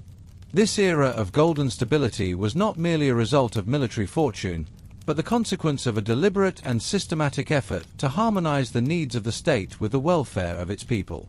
Under Anushirvan the Just, the Sassanian Empire proved that it was the true heir to the ancient imperial traditions of Iran, a beacon of order and light in a world that was often characterized by chaos and fragmentation. The legacy of this zenith would haunt the dreams of later generations, serving as the standard against which all subsequent Persian rulers would be measured. Even as the first shadows of future challenges began to gather on the horizon, the brilliance of Khosrow's achievement ensured that the memory of his reign would remain a central pillar of Iranian identity long after the empire itself had passed into history. The refined court life, the flourishing of the sciences, and the steady hand of a monarch who valued the rule of law created a moment of historical perfection that few other dynasties have ever matched. In the quiet halls of Ctesiphon, amidst the scent of roses and the sound of falling water, the Sassanian world reached its highest expression of beauty and power, unaware that the foundations of the ancient world were slowly beginning to shift beneath their feet. As the sun set over the Tigris, the golden glint on the arch of the Takazra served as a final reminder of an age when Persia reached the very summit of its glory, standing tall before the long descent into the storms of the 7th century. In the fertile plains of Khuzestan, nestled between the Zagros Mountains and the meandering waters of the Karen River, there arose a sanctuary of the mind that would redefine the intellectual landscape of the ancient world. This was the city of Shapur, or as it was known in the royal registers, the better city of Anch of Shapur. While the great palaces of Ctesiphon represented the political heart of the Sassanian Empire, and the fire temples of Fars province anchored its spiritual life, Shapur became the vessel for its intellectual soul. It was here, far from the intrigues of the capital and the battlefields of the frontier, that the Persian kings cultivated a garden of knowledge that welcomed the weary, the persecuted, and the brilliant from every corner of the known world. The foundation of this remarkable center of learning was laid not by a scholar, but by a conqueror. When Shapur I marched home with thousands of Roman prisoners following his victory over Emperor Valerian, he did not seek merely to enslave them. Among the captives were engineers, architects, and most importantly, physicians. Shapur recognized that the true wealth of Rome lay not in its gold, but in its technical and medical expertise. He settled these captives in a newly designed city, laid out in a grid pattern that mirrored the Roman military camps, yet infused with the elegance of Persian aesthetics. This early infusion of Hellenistic knowledge provided the fertile soil in which the Academy of Shapur would eventually grow, transforming a city of captives into a global capital of science. The architecture of Shapur reflected its unique mission as a bridge between civilizations. Unlike the soaring, intimidating arches of the Takazra, the Academy and its surrounding buildings were designed for contemplation and collaboration. Long, shaded colonnades protected scholars from the intense sun of the lowlands, while quiet courtyards cooled by stone fountains offered spaces for debate and clinical observation. The hospital, which would become the most famous institution of its kind in antiquity, was integrated directly into the educational complex. Here, the Sassanians pioneered the concept that medical training should be inextricably linked to practical patient care. The wards were organized by ailment, and students followed experienced masters as they moved from bed to bed, recording symptoms, and observing the effects of various treatments. This systematic approach to medicine was a radical departure from the superstitious practices of the past, marking the birth of the clinical method. As the centuries progressed, the academy became a beacon for those fleeing religious and intellectual intolerance elsewhere. In the 5th century, when the Byzantine authorities closed the school of the Persians at Edessa due to theological disputes, the Nestorian scholars sought refuge in Shapur. They brought with them a treasure trove of Syriac translations of Greek works, particularly the medical treatises of Galen and Hippocrates. Later, when the pagan philosophers were expelled from the Academy of Athens by Justinian, they too looked eastward. The Sassanian kings, particularly the great Khosrow I, welcomed these exiles with open arms. Khosrow, known as Anushirvan the Just, possessed a boundless curiosity that transcended the narrow confines of state religion. He saw in these refugees the architects of a new Persian Renaissance. Under his patronage, the academy expanded into a truly ecumenical institution where Christians, Jews, Zoroastrians, and Hindus collaborated on a scale never before seen. The translation movement at Shapur was perhaps the greatest intellectual achievement of the pre-Islamic era. Within the cool, lamp-lit rooms of the Great Library, teams of linguists worked tirelessly to convert the wisdom of the world into Middle Persian. They translated the astronomical tables of the Greeks, the mathematical innovations of the Indians, and the philosophical inquiries of the Neoplatonists. This was not a passive preservation of text, but a dynamic synthesis. Persian scholars took the Indian system of numerals, including the revolutionary concept of zero, and integrated it with Greek geometry. They combined the herbal lore of the Iranian plateau with the systematic pharmacology of the Mediterranean. The result was a sophisticated body of knowledge that was far greater than the sum of its parts, a scientific language that allowed a physician from Ansh to discuss anatomy with a mathematician from Taxila. The medical school at Shapur established standards of practice that would remain the gold standard for over 500 years. To practice medicine within the Sassanian Empire, a physician was required to pass rigorous examinations held at the academy. These tests covered not only the theoretical knowledge of the four humours but also practical skills in surgery, ophthalmology, and pharmacology. The academy maintained a vast botanical garden where medicinal plants from as far away as China and the Nile Delta were cultivated and studied. The pharmacy at Shapur was the most advanced of its age, producing distilled oils, syrups, and ointments that were exported across the Silk Road. It was here that the use of anesthetics during surgery was refined, using extracts of poppy and mandrake to dull the pain of the knife, allowing surgeons to perform complex procedures that were impossible in other parts of the world. The daily life of a scholar in Shapur was one of rigorous discipline and profound intellectual freedom. The morning began with the rhythmic chanting of students reciting their lessons in the courtyards, followed by intense lectures in the vaulted halls. The curriculum was broad, encompassing logic, music, astronomy, and the natural sciences. In the afternoons, the focus shifted to the hospital wards or the translation bureaus. The language of instruction was often Syriac, the lingua franca of the Near Eastern intellectual elite, but the spirit of the place was undeniably Persian.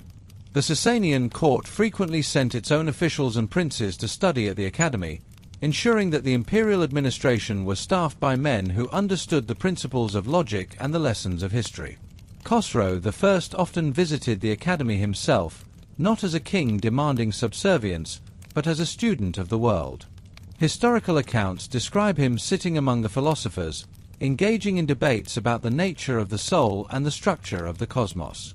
He famously sent his private physician, Borzuya, on a secret mission to India to acquire medical texts and the legendary game of chess, which Khosrow viewed as a tool for teaching strategic thought. Borzuya returned not just with the game, but with the Panchatantra, a collection of Indian fables which was promptly translated into Middle Persian as Kalila and Dimna. This act of cultural bridge-building was typical of the Shapur spirit, where the lines between science, philosophy, and literature were blurred in the pursuit of a universal understanding of the human condition. The influence of Shapur reached its zenith in the mid-6th century, acting as a vital link between the classical past and the medieval future. When the tides of history eventually brought the Arab conquests to the gates of Khuzestan, the academy did not vanish. The new rulers, recognizing the immense value of the institution, preserved it. The great medical families of Shapur, such as the Bukteshu dynasty, would later move to Baghdad to serve the Abbasid caliphs, bringing the Sassanian medical tradition into the heart of the Islamic Golden Age. The very structure of the early Islamic hospital, or Bimaristan, was a direct copy of the one at Shapur. The translations performed by the Sassanian scholars served as the base texts for the great thinkers of the medieval world, from al-Razi to Ibn Sina. Even as the political power of the Sassanian kings began to fray under the pressure of constant warfare and internal strife, the light of Shapur continued to burn. It represented a different kind of imperial strength, one based on the power of the mind rather than the might of the cataphract. The city became a sanctuary of rationality in an increasingly chaotic world. While the frontiers were marked by walls and fortresses, Shapur was a city without borders, defined by the flow of ideas rather than the march of boots. It was a place where a Greek philosopher could find common ground with a Persian priest over a page of Aristotle, and where the wounds of a Roman soldier could be healed by a Syriac physician using Indian medicine. The legacy of the academy is found in every modern hospital and every university that values the cross-pollination of cultures. It was the first true international university, a place that proved that knowledge is a shared heritage of humanity, belonging to no single nation or faith. In the quiet evenings in Shapur, as the scholars walked through the gardens under the rising moon, they were not just preserving the past, they were inventing the future. They were the custodians of a flame that had been passed from the ancients, a flame they tended with such care that it was able to survive the coming storms and light the way for the generations to follow. The scent of jasmine in the academy gardens, mixed with the sharp aroma of medicinal herbs, was the scent of a civilization that understood that the ultimate defense of an empire is not found in its steel, but in its wisdom. As the years of the 7th century approached, the Academy of Shapur stood as a monument to what the Sassanian Empire was at its best, a cosmopolitan, inquisitive, and deeply sophisticated society. It was a testament to the vision of kings like Shapur and Khosrow, who believed that a monarch's greatest duty was to foster the intellectual growth of his subjects. Though the empire would eventually fall, the knowledge gathered and synthesized at Shapur would never truly die. It became part of the deep fabric of human history, a golden thread that connects the wisdom of the ancient Greeks and Indians to the scientific triumphs of the modern age. The scholars of Shapur, working in their quiet libraries and busy hospital wards, ensured that even if the Sassanian throne were to crumble, the Persian mind would remain a light unto the world. The restoration of Khosrow II to the Sassanian throne in 591 AD had established a period of unprecedented cooperation between the two ancient rivals of the Middle East, ending decades of frontier skirmishes in favor of a fragile but hopeful peace. For 10 years, the Persian king reigned as the spiritual son of the Byzantine Emperor Maurice, an arrangement that had secured the western frontiers while allowing the Sassanian dynasty to recover from the civil wars and noble rebellions that had nearly destroyed it during the era of Bayam Chubin. This decade of stability allowed Khosrow to focus on the internal development of his realm, cultivating a court of unparalleled magnificence at Ctesiphon, where the wealth of the Silk Road and the agricultural riches of Mesopotamia were channeled into the construction of grand palaces and the patronage of the arts. However, the delicate stability of this Byzantine dream was shattered in 602 AD when a centurion named Phocas led a brutal rebellion among the Roman legions in the Balkans, resulting in the murder of Maurice and his entire family. When the news of his benefactor's death reached the court at Ctesiphon, Khosrow II found himself at a crossroads of destiny, torn between the genuine debt he owed the fallen emperor and the grand imperial ambitions that had always simmered beneath the surface of his reign. He declared himself the avenger of Maurice, refusing to recognize the user Phocas and launching a military campaign that would eventually transform from a limited intervention into the most total war the ancient world had ever witnessed. The Sassanian armies, led by the brilliant and seasoned generals Sharbats and Shahin, moved with a speed and ferocity that paralyzed Byzantine defenses throughout the eastern provinces. Unlike the wars of the previous century, which had been characterized by slow siege operations and limited territorial adjustments, this new conflict saw the Persians aiming for the total dismantling of Roman power in Asia. By 611 AD, the Sassanian forces had captured Anch, the third city of the Roman world, effectively severing the empire's land connection between Constantinople and its southern territories in Syria, Palestine, and Egypt. The fall of Anch was followed by a systematic sweep through the Levant, as cities that had been Roman for 6 centuries fell one by one to the disciplined coordination of Sassanian cataphacs and specialized siege units.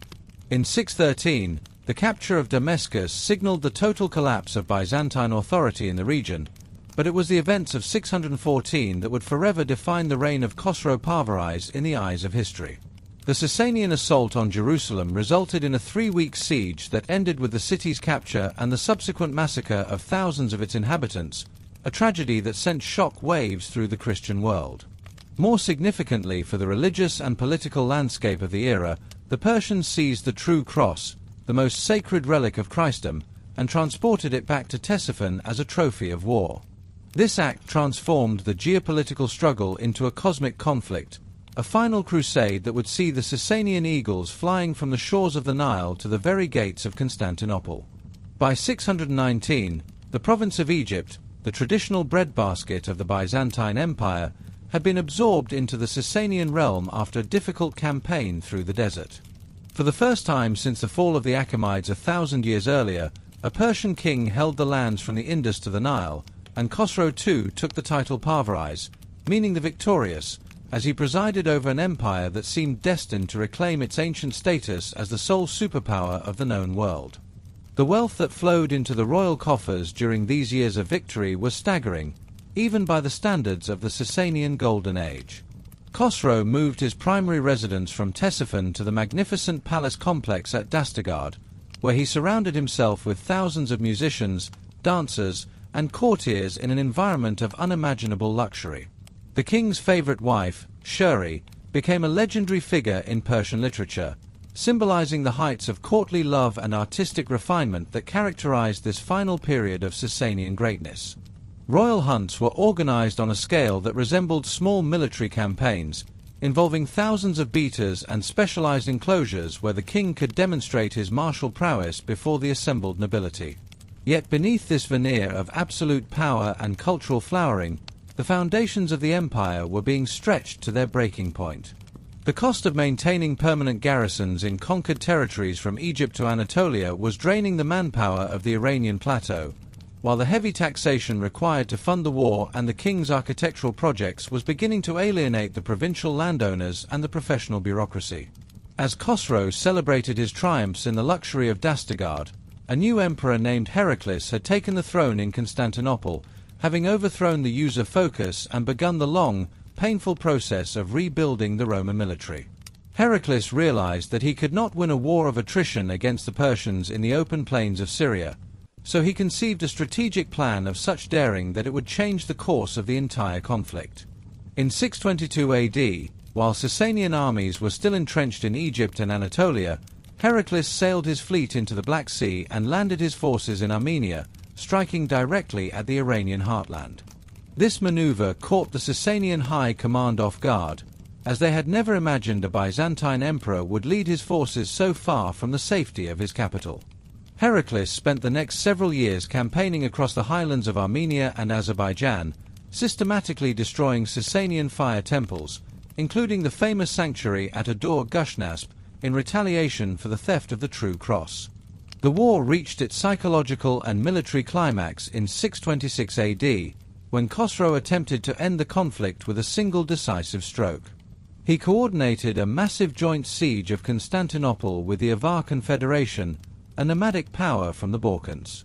While the Avars attacked the city's land walls with massive siege engines, a Sassanian army under Shapur reached the shores of the Bosporus at Chalcedon, looking across the water at the Roman capital. However, the Byzantine navy maintained control of the seas, preventing the Persians from crossing the straits to support their Avar allies. When the Avar assault failed with heavy losses, the siege was lifted, and the Sassanian forces were left stranded on the wrong side of the water, unable to protect their own homeland from the roaming armies of Heraclius. The failure of the siege of Constantinople marked the beginning of the end for the Byzantine dream of Khosrow Parvaris, as the momentum of the war shifted irrevocably in favor of the Romans. By 627 AD, Heraclius had secured an alliance with the Western Turkic Khaganate, bringing thousands of nomadic horsemen into the conflict to bolster his exhausted legions. He marched south through the Zagros Mountains during the winter, a feat of logistical endurance that took the Persians by surprise. The final confrontation occurred in December 627 at the Battle of Nineveh, near the ruins of the ancient Assyrian capital. Although the Sassanian general Razad fought with desperate bravery, the Byzantine forces achieved a decisive victory, and the Persian army was forced to retreat toward the capital. Heraclius moved on to Dastagard, the king's favorite palace, which he looted and burned to the ground, though Khosrow himself had already fled to the safety of Ctesiphon. The sight of the king's greatest palace in flames and the Roman army roaming freely through the heart of Mesopotamia shattered the myth of Sassanian invincibility and turned the nobility against their monarch. Khosrow II, once the victorious, now found himself isolated and despised by the very people he had led to the brink of world empire. He refused to negotiate with Heraclius even as the Roman army camped within sight of Ctesiphon, instead ordering the execution of generals who had failed him and demanding even higher taxes to rebuild his shattered armies. This final descent into paranoia and tyranny was too much for the Sassanian elite to bear. In February 628, a group of high-ranking nobles and military commanders led a coup, releasing Khosrow's imprisoned son, Kavad II, and proclaiming him king. Khosrow was arrested in his own capital and confined to a damp prison cell, where he was eventually executed after 4 days of humiliation. His death marked the definitive collapse of the Byzantine dream and the end of the last great expansionist period of the Sassanian Empire. The final act of the Sassanian drama unfolded under the shadows of an ancient and weary world where the boy king Yazdegerd III sat upon a throne that had become more of a burden than a prize. The year was 632 Anno Domini when the last sign of the House of Sasan was crowned in the fire temple of Istarka, the very place where Ardashir I had begun his revolution 4 centuries earlier. The empire he inherited was a ghost of its former self, its spirit drained by the 20-year war with Byzantium and its foundations shaken by the endless cycle of coups and assassinations that had followed the fall of Khosrow Parvaris. While the Persian nobility bickered over the remnants of imperial power, a new and formidable force was gathering in the arid wastes of the Arabian Peninsula, driven by a religious fervor and tactical mobility that the ancient world had never before encountered. The Rashidun Caliphate, under the leadership of the first caliphs, recognized that the exhaustion of the 2 great empires of late antiquity provided a divine opportunity to expand the reach of their new faith and secure the fertile lands of Mesopotamia. Yazdegerd III, barely a teenager and shielded by the powerful general Rostam Farrukhzad, faced a reality that no amount of imperial protocol could disguise. The borders of Iranshahr, once guarded by the invincible iron wall of the cataphracts, were now porous and vulnerable to the lightning raids of the Arab tribesmen who moved across the desert with a speed that defied traditional military logic. The early incursions along the Euphrates frontier were initially dismissed by the court at Ctesiphon as mere tribal disturbances, the kind of nuisance raids that had been handled by the Lakhmid buffer state for generations. However, the collapse of the Lakhmid dynasty under Khosrow II had removed the primary shield of the Persian frontier, leaving the heart of Mesopotamia exposed to the full weight of the Arab advance. Khalid ibn al-Walid, the brilliant tactician known as the Sword of God, demonstrated the effectiveness of the new Arab military system by capturing the strategic city of Hira in 633 Anno Domini. This defeat sent shockwaves through the imperial administration and forced the Persian nobility to realize that they were not facing another nomadic raid but a systematic conquest aimed at the very heart of their civilization. Rostam Farrukhzad, the supreme commander of the Persian forces, recognized the existential nature of the threat and began the monumental task of assembling a grand army to deliver a decisive blow against the invaders. He was a man of deep intellect and strategic caution, haunted by astrological omens that suggested the era of the House of Sasan was drawing to its cosmic conclusion. Despite his misgivings, he fulfilled his duty to the King of Kings by gathering the remaining strength of the imperial provinces, calling upon the great noble houses and the provincial governors to contribute their finest warriors to the defense of the realm. The decisive confrontation occurred on the dusty plains of Qadisiyah in 636 Anno Domini, where the imperial might of Persia met the rising tide of the Arab Caliphate in a battle that would determine the fate of the Middle East for the next 1,000 years. Rostam positioned his forces with the traditional discipline of the Sassanian military machine, deploying 30,000 veteran troops, including the elite horsemen of the Royal Guard and a formidable contingent of 33 war elephants. These massive animals, armored in bronze and carrying wooden towers filled with archers, were intended to shatter the Arab lines and terrify the Bedouin horses that had never encountered such prehistoric giants.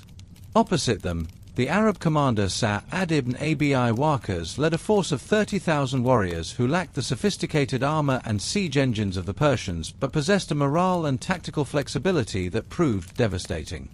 The battle lasted for 4 grueling days, fought under a blistering sun and amidst clouds of blinding dust that choked the combatants and obscured the battlefield.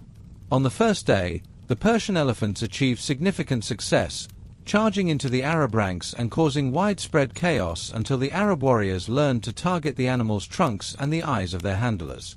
The air was filled with the sounds of trumpeting beasts, the clashing of steel, and the rhythmic chants of the Arab tribesmen who viewed death in battle as a direct passage to paradise. As the engagement progressed through the second and third days, the struggle became a war of attrition that tested the endurance and resolve of both armies. The Arab forces received reinforcements from the Syrian front, including veteran units that had participated in the defeat of the Byzantine army at the Battle of Yarmouk. These fresh troops brought with them new tactics, including the use of camels disguised with strange costumes to frighten the Persian horses in a mirror image of the elephant strategy. The Persian cataphracts, encased in their heavy scale armor, fought with the desperate courage of a warrior class that sensed its world was ending, but their mobility was limited by the heat and the weight of their equipment. The decisive moment came on the 4th day when a sudden sandstorm blew from the desert, blinding the Persian ranks and providing the Arab forces with the cover they needed for a final, concentrated assault. In the chaos of the storm, the Arab warrior Hilal ibn al-Afa managed to reach the Persian command center and strike down Rostam Farrukhzad as the general attempted to find refuge near the canal. The news of Rostam's death spread through the Persian lines like a wildfire, shattering the remaining morale of the imperial troops. The royal standard, the legendary Darafsh Kaviani, which had been the symbol of Persian independence since the mythical age of the blacksmith cave, was captured by the Arab forces and sent to Medina as a trophy of war. The defeat at Qadisiyah marked the strategic collapse of Sassanian defense in Mesopotamia and opened the way for the Arab advance on the imperial capital of Ctesiphon.